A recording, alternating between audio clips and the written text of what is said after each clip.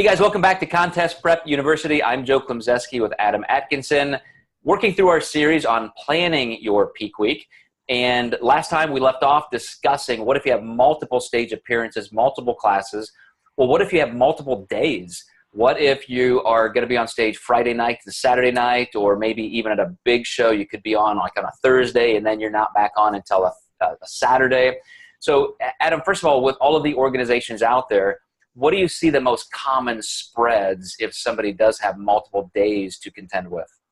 Typically, I see like a Friday, Saturday schedule. So pre-judging might be on Friday and then finals be on Saturday. The Arnold is a weird beast because they'll do Thursday, Saturday, which is very strange. So you have that Friday of just an extra day of monitoring my clients for peak week, making sure they stay on point, and then they're back more to a show day menu.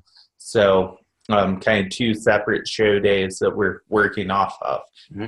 And sometimes that can actually work to your advantage as long as you know how to manage that process. So I know, Adam, with the shows where they have two different days, it is often evenings. You know, I've seen, Friday night and Saturday night. And to me, that's fantastic because you have the whole day to get any work in that you want. If you need a light workout or light cardio, you can get some meals in to see how the body is responding.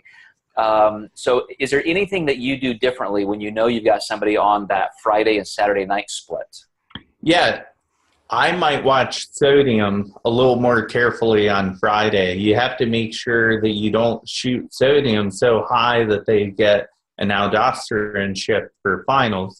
Now, granted, in that situation, if they do well on Friday and they win their class, they're more than likely in a pro card situation, but you still want them going for the overall as sharply as they can. So making sure that you monitor that sodium well.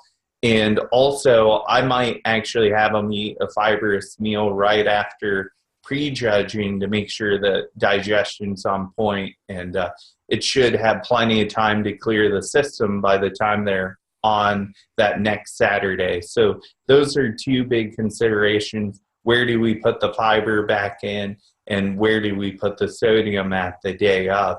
And making sure that we're just not battling an aldosterone shift that next day that can really kind of blind you as a coach, because if you have carbs and everything where you want it, if they're holding water, it's hard to see or understand why unless you can see what that looks like. And this is another reason why I've gone more to a foolproof progressive linear load, because I love what you said about making sure that you don't do something for that first stage appearance that then can really put you in a weird spot for the second day.